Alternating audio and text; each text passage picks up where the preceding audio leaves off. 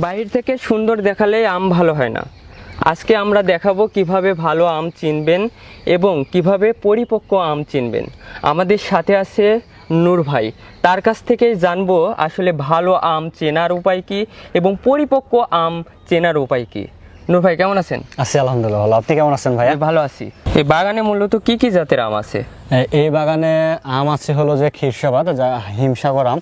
তারপরে আমাদের ওই পাশে আছে আমরুপালি, তারপরে রানীভোগ, আরও আছে ফজলি, লকনা আমও আছে সাথে আমাদের এখানে এক বাগানে। নূর ভাই, আপনি যে এতগুলো জাতের কথা বললেন, আসলে এই জাতগুলোর সবচেয়ে প্রথমে কোন জাতটি বা কোন আমটি পাকে? প্রথমে যে আমটা পাকবে এটা হলো যে লকনাম, যা লক্ষণভোগ বলে। তারপরে পরবর্তীতে আম পাকবে হিমসাগর। হিমসাগরের পরবর্তীতে যে রানীভোগটা পাকবে। তার পরবর্তীতে ফজলি আমটা পাকবে। আচ্ছা, এই যে আম যে পাকে, আসলে এই আমগুলো কি গাছে পাকে নাকি নিচে পেড়ে পাকানো হয়? আপনি দেখতে পাচ্ছেন যে আমাদের এখানে যে আমগুলো আছে এগুলো এখন পর্যন্ত যে কোয়ালিটি বা যে সাইজ, এখনো কিন্তু আমগুলো ওইভাবে পরিপক্ক হয় নাই। তো আমাদের আমগুলো পাকতে এখনো প্রায় 15 থেকে 20 দিন সময় লাগবে। এবং আমরা প্রতিনিয়ত যে আমগুলো পারি, এই আমগুলো গাছে যখন পাকা দেখাবে বা গাছে যখন পরিপক্ক হবে, তখনই ওই আমগুলো আমরা সংগ্রহ করে পরবর্তীতে বিক্রি করি। নূর ভাই, আপনি বললেন যে আম পরিপক্ক হলে আপনারা গাছ থেকে নামান। আসলে যে আম যখন পরিপক্ক হয়, এটা আপনি কিভাবে বুঝেন যে আম পরিপক্ক হয়ে গেছে? যখন আম পরিপক্ক হবে তখন গাছে হালকা হালকা পাকা দেখাবে অথবা পাখিতে আমগুলো খাবে। এবং ওইভাবেও যদি আমি না বুঝি তাহলে আমি আপনাকে সরাসরি দেখাচ্ছি যে আম পরিপক্ক হয়েছে কিনা এখন পর্যন্ত। চলুন দেখা যাক নূর ভাই কি দেখাতে চলেছেন। চলুন নূর ভাই। আচ্ছা ভাই, এই যে দেখেন আমরা পারলাম আমের কষ। দেখেন আমটা কিন্তু এখন পর্যন্ত সাদাই হয়ে আছে। হ্যাঁ, ভালো মতো। আচ্ছা, এই সাদা থাকার কারণ কি? সাদা থাকার কারণ হলো এখন পর্যন্ত আমটা পরিপক্ক হয় নাই। আচ্ছা, যখন পরিপক্ক হবে তখন কি এর কালার পরিবর্তন? হ্যাঁ, অবশ্যই কালার পরিবর্তন হবে। যখন পরিপক্ক হবে তখন ভিতরে লাল হয়ে যাবে বা লালটির মতন হয়ে যাবে। এবং আপনি ভালোভাবে বুঝতে পারবেন যে এখন পর্যন্ত আমের আটিটাও কিন্তু ভালোভাবে ধরায় নাই। যখন আমটা পরিপক্ক হবে তখন আমের আটিটা আরো ভালোভাবে পরিপক্ক হবে। এখন দেখেন যে আমের আটি কেটে যাচ্ছে। যখন আমটা পরিপক্ক হবে তখন আমের আটিটা কাটবে না। নূর ভাই, যে আপনি যে পরিবর্তনের কথা বললেন বা যে লক্ষণগুলো দেখালেন, এই লক্ষণগুলো আসলে কতদিন পরে আসে বা বুঝতে পারেন? আমাদের এই আমগুলোর প্রায় বয়স 2 মাস পার হয়ে গেছে। তো আমগুলো 3 মাস 3.5 মাসের মধ্যেই, মনে করেন 3 মাসের মধ্যে আর কি আমগুলো পরিপক্ক হয়ে যায় এবং আমগুলো গাছে পাখা দেখায়। অর্থাৎ আপনি বোঝাতে চাচ্ছেন যে হচ্ছে 2 থেকে 3 মাস, অর্থাৎ এখন যে অবস্থাতে আছে এর থেকে 2 থেকে 3 মাস পরে আম পরিপক্ক হয়ে যাবে। না, এটা বোঝাতে চাইনি। আমি বোঝাতে চাচ্ছি আমটার বয়স এখন 2.5 মাস পার হয়ে গেছে। তো 3 মাস যখন হবে আমগুলো তখনই পরিপক্ক হবে বা আমে হালকা পাকা দেখাবে বা পাকা আম গাছে দেখাবে। নূর ভাই, আমরা বাজারে অনেক রকম আম দেখি, কোনোটা হচ্ছে যে আমের অনেক কালার থাকে। আসলে আমের কালার হলে কি আম ভালো হয়? হ্যাঁ, আসলে যে আমের কালার হলে যে আম ভালো হবে এমন কোনো কথা নাই। এখন আপনি ফেসবুকে দেখতে পারবেন যে অনেক আমের রিভিউ দিচ্ছে বা অনেক আম বাজারে চলে আসছে। আসলে সেই আমগুলো যে পরিপক্ক হয়েছে আপনি বুঝবেন কেমনে? মেডিসিন মারার পরে এই আমটাও কিন্তু সেম ওই রকমই হবে। তো আম এখনও রাজশাহীর আম ভাঙার ডেট আসছে হলো 30শে মে। তো দেখতেই তো পারলেন আপনার সামনে কিছুক্ষণ আগে আমি কেটে দেখালাম যে আমাদের রাজশাহীর আম এখনো ভালোভাবে পরিপক্ক হয় নাই। এখনো মিনিমাম 15 থেকে 20 দিনের মধ্যে আমাদের রাজশাহীর আমগুলো গাছ থেকে নামবে বা পাকা দেখাবে। আচ্ছা, যখন 15 থেকে 20 দিন পরে গাছ থেকে নামবে বা পাকা দেখাবে তখন কি এর পরিবর্তন বা কালার আসবে? হ্যাঁ, আমি এখন আপনাকে যে ভিডিওটা করলেন বা ভিডিওতে দেখাইলাম, তো আপনি নিজেই দেখতে পাবেন যে যখন আমটা যখন 20 দিন পর পাকবো তখন আমের ভিতরে কিরকম পরিবর্তন আসতে পারে। যেমন আমের আটি আরও বেশি শক্ত হবে, আমের ভিতরে যখন সাদা দেখলেন পরবর্তীতে ভিতরে লাল দেখাবে বা লালটে দেখাবে। এবং আমের কালারটাও কিন্তু এখনকার চাইতে তখন আরও বেশি স্পষ্ট দেখাবে বা কালার ভালো আসবে। আচ্ছা, যে ভিতরের যে কালারের কথা বলছেন, যে পরিবর্তনের কথা বলছেন, বাহিরে কি সেই কালার হয় বা পরিবর্তন ঘটে? হ্যাঁ, অবশ্যই। যখন আমার বাগানটায় যে এখন বাগানটায় আসেন আপনি দেখতে পাবেন যে আমার বাগানের প্রতিটা আমের কিন্তু হালকা কালো বা স্পট পড়া। মানে এটা কারণ হচ্ছে যে আমি কিন্তু এখন পর্যন্ত বাগানে তেমন বিষ বা আমে কোনো মেডিসিন মারে নাই। কারণ আমি অনলাইনে আম বিক্রি করি, তো আমার কাস্টমাররা জানে যে আমার আমের প্রোডাক্টস অথবা আমার আমের কোয়ালিটি কেমন। তো আম যে চকচক করলেই যে ভিতরে ভালো হবে বা খাইতে ভালো হবে এমন কোনো কথা নাই। নূর ভাই, কেমিক্যালে পাকানো বা কার্বাইড দিয়ে যেটা পাকানো আমরা বলি, এই যে কেমিক্যালে বা কার্বাইড দিয়ে আম পাকলে এর ভিতরের লক্ষণ কেমন হতে পারে? আসলে আমি আপনাকে এখন সরাসরি ওটা দেখাতে পাচ্ছি না, কারণ আমার আম এখন পর্যন্ত পাকে নাই। তো আমি হয়তো ধারণা দিতে পারবো, কারণ যখন কেমিক্যাল দিয়ে আম পাকানো হবে তখন আমে যখন স্প্রে করা হয় তখন হালকা দাগ অথবা আমের ভিতরে যে পাকা যে শক্ত হয়, আম পাকলে তো শক্ত থাকে, তো যেগুলো কেমিক্যাল দিয়ে আম পাকানো ওই আমের ভিতরে দেখবেন যে হালকা গ্যাদ গ্যাদ গ্যাদ গ্যাদ সমস্যা হয়ে আছে, বা কিভাবে বলবো না, যেরকম ডাবের যে সেউলি হয়ে যায় ওই রকম টাইপ, হ্যাঁ নরম, ওই রকম নরম হয়ে যায়। আর যখন ন্যাচারালি পাকবে বা আমটা গাছে থেকে পাকবে বা একদিন রাখবেন, তখন আমরা দেখবেন যে নারিকেলের যখন যে হালকা সেউলির মতো হয় না, শক্ত হয়ে যায়, আমরা তখন কিন্তু ওই রকমই থাকবে। আর যদি আম শক্ত হয়ে যায় যদিও, তাহলে এর রস যে আমের হয় এই রসটা কি থেকে যায়, মানে এর কোনো পরিবর্তন ঘটে কিনা? না, এটা তো পরিবর্তন হয় না। আম পাকলে তো হালকা হলুদ কালো, তো রসটা তো ওইরকমই থাকবে। কেমিক্যাল পাকানো বোঝালে ওই একটাই সমস্যা। আর কেমিক্যালের আম মানে কেমিক্যাল আম যেটা পাকে ওইটাতে কিন্তু আমের চামড়াটা হালকা জড়ো জড়ো হয়ে যায়। যেরকম মুরব্বী মানুষের যখন হালকা বয়স বেড়ে যায় তখন দেখবেন যে গায়ের চামড়াগুলো হালকা জড়ো হয়ে যায়, ঠিক তেমনি আমের ক্ষেত্রেও কেমিক্যাল দিয়ে আম পাকাইলে ওইরকম চামড়া জড়ো হয়ে যায়। এই যে কেমিক্যাল দিয়ে আম পাকানো বা ন্যাচারালি ভাবে যে আম পাকানো, এর স্বাদের বিষয়টা যদি হ্যাঁ অবশ্যই, এটা স্বাদ তো ভিন্ন রকম। যখন কেমিক্যাল দিয়ে আম পাকাবেন বা পাকানো আম খাবেন তখন আপনি বুঝতে পারবেন যে কেমিক্যাল পাকানো আমটা হালকা পাংশে পাংশে লাগবে। আর যখন আপনি ন্যাচারাল মানে গাছ থেকে পাকছে বা দু একদিন রেখে বাসায় পাকছে তখন আমটার ভিতরে হালকা কড়া একটা মিষ্টি অনুভব করতে পারবেন আপনি। মানে আম কালার যেমন হোক, পোকা মারা হোক, পোকা থাকুক না থাকুক, আমের স্বাদ কিন্তু হারাবে না ন্যাচারাল আম। হ্যাঁ, আপনি যদি এই কথা বিশ্বাস না হয়, আপনি কেমিক্যাল করে নিজে যদি পরীক্ষা করতে চান তাহলে একটা আমে কেমিক্যাল করবেন এবং একটা আম পরিপক্ক আম বাসায় রাখবেন, দেখবেন দুইটার স্বাদ এবং ঘ্রাণ আলাদা।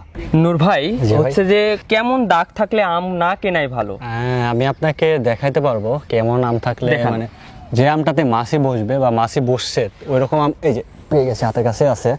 এই যে দেখেন যে এই আমটাতে কিন্তু মাছি বসতো। এই আমটা যখন আমি আপনাকে বা অন্য কাউকে কাছে বিক্রি হতে যাবো বা দু একদিন রাখবেন তো আমটা পুরোটাই পচে যাবে। তো এরকম দাগ বা মাছি বসা যে আমগুলো, তো ওই আমগুলো থেকে কেনা থেকে বিরত থাকতে হবে। আচ্ছা, এই যে মাছি বসা বা এই দাগ, এই দাগগুলো মূলত কিসের জন্য? এই তো এটা আপনি ভালো একটা প্রশ্ন করছেন।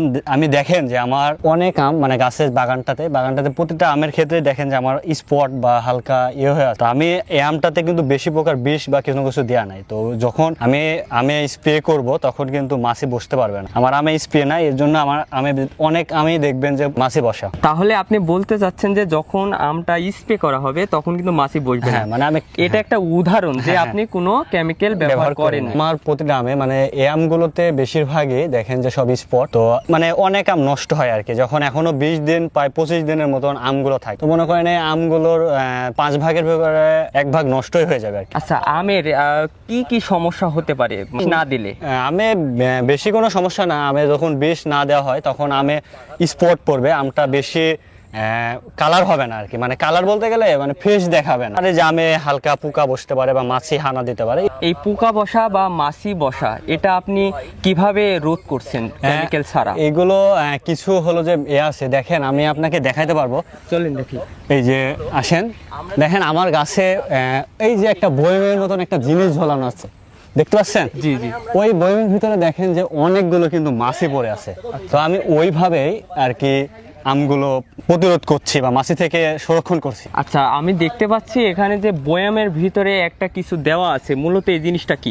ওই জিনিসটা একটা মিষ্টি জাতীয় জিনিস, যে মাছি আকর্ষণে ওইটার ভিতরে যাবে। আবার নিচে দেখেন পানিও আছে, তো ওইটা লোভে গিয়ে পানির ভিতরে পড়ে আর কি মাছিটা আমে ওইভাবে ক্ষতি করতে পারবে না। দর্শক, আপনারা শুনলেন নূর ভাইয়ের কাছ থেকে কিভাবে হচ্ছে যে প্রাকৃতিকভাবে বিষ মুক্ত কিভাবে হচ্ছে যে আম উৎপাদন করতে হয়। একটু আগে যে হচ্ছে যে মাছি হানা বা পোকা হানা কিভাবে রোধ করতে হয় আমাদের বললেন নূর ভাই। আরও কিছু জানবো, সাথেই থাকুন।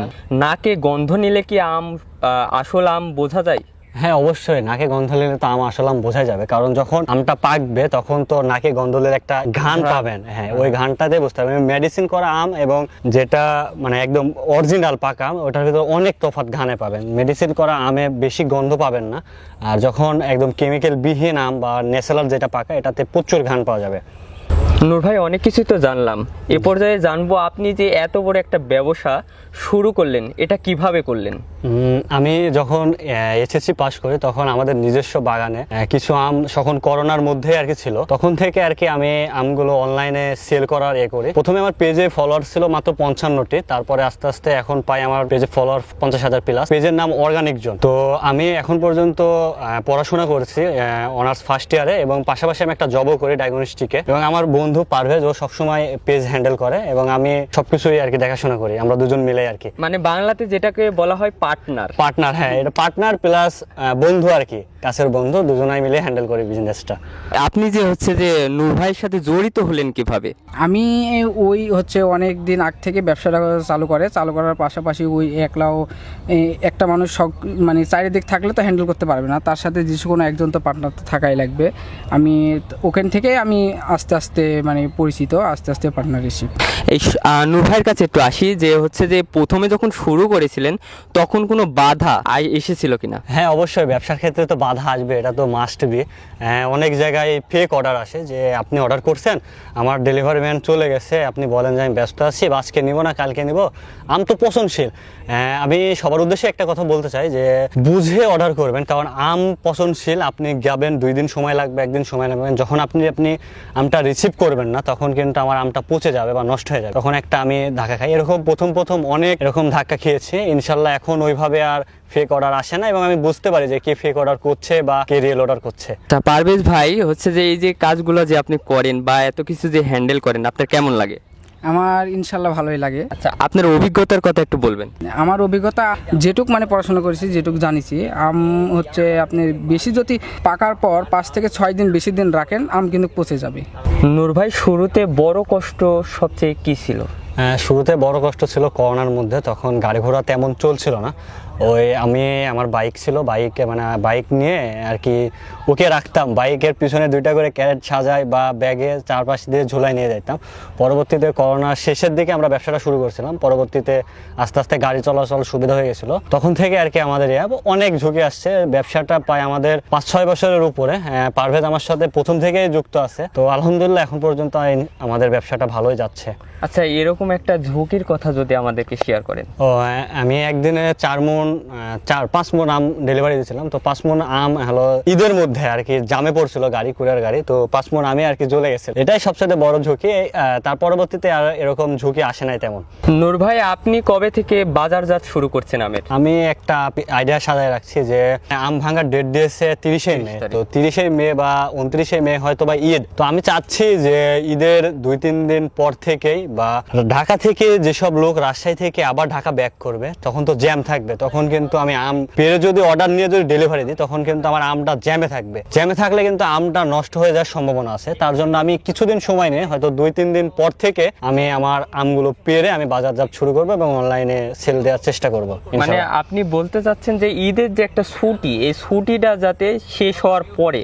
হ্যাঁ, আপনি ভালো করে বলছেন যে ঈদের ছুটি শেষ হওয়ার 2-1 দিন পর থেকেই কিন্তু আমি অনলাইনে আমগুলো ডেলিভারি দেওয়া শুরু করব। অনেকে আমাকে ঢাকা থেকে প্রায় 20-25-এর উপরে কাস্টমার আমাকে প্রি অর্ডার দিয়ে রাখছে যে ভাই আমগুলো পাঠাই দেন আপনি যখন থেকে আম সংগ্রহ করবেন। তো আমি বলছি যে ভাই, কোরবানের মাংস খেয়ে একটা পরিপাটি হয়ে যখন ফিট মনে হবে, ইনশাল্লাহ আমি তখনই আমগুলো আপনাদের কাছে ডেলিভারি দিয়ে দেবো। দর্শকের উদ্দেশ্যে আপনি কিছু বলবেন নাকি? দর্শকের উদ্দেশ্যে একটি কথা বলতে চাই, এখন পর্যন্ত রাজশাহীতে 30শে মে হিমসাগর, এবং পরবর্তীতে আমগুলো পাড়ার ডেট দিছে। তো আপনারা প্রতারিত হবেন না যে অনেক ফেসবুকে অ্যাড দিচ্ছে যে আমগুলো এখন মানে পেকে গেছে বা আমগুলো ডেলিভারি দিচ্ছি। আসলে এটা রাজশাহীর আম বা যেভাবে আম পরিপক্ক এখনো হয় নাই। আমি বলবো যে এখন থেকে 10-15 দিন পর থেকে আম কিনলে আপনি একটি ভালো খাবেন বা আপনি আপনার পরিবারকে ভালো আম খাইতে পারবেন।